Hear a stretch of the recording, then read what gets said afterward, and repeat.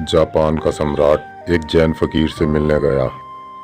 सम्राट होने की अकड़ थी, झुका भी तो भी झुका नहीं, औपचारिक था झुकना। फकीर से कहा, सिर्फ एक ही प्रश्न पूछना है, इसीलिए आया हूँ। एक ही प्रश्न मुझे बेचैन किए हुए है। बहुतों से पूछा, मैं संतुष्ट हो जाऊं, ऐसा उत्तर मुझे मिला नहीं।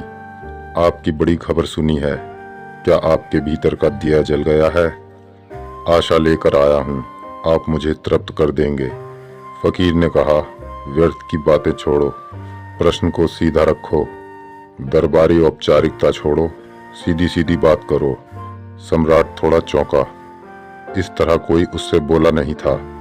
थोड़ा अपमानित हुआ, पर बात सही थी। सम्राट ने कहा, प्रश्न मेरा ये है कि स्वर्ग क्या है, नर्क क्या है? मैं बूढ़ा हो रहा हूँ, ये प्रश्न मुझ पर छाया रहता है कि मृत्यु के बाद क्या होगा, स्वर्ग या नर्क? फकीर के पास उसके शिष्य बैठे थे। फकीर ने उनसे कहा कि सुनो, इस बुद्धू की बात है। और सम्राट से कहा, तुमने कभी अपनी शक्ल आईने में देखी? ऐसा प्रश्न पूछते हो और खुद को सम्राट समझते हो। तुम्हारी हैसियत भिखमंगा होने की भी नहीं।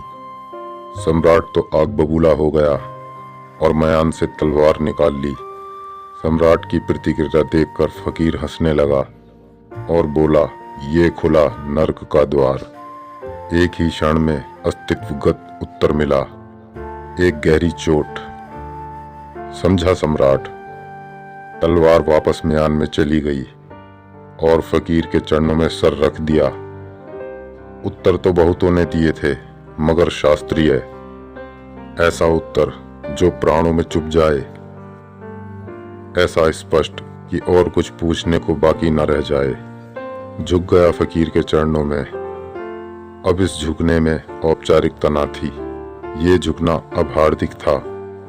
फकीर ने कहा, और ये खुला स्वर्ग का द्वार। पूछना है कुछ और? स्वर्ग और नर्क जीने के ढंग हैं।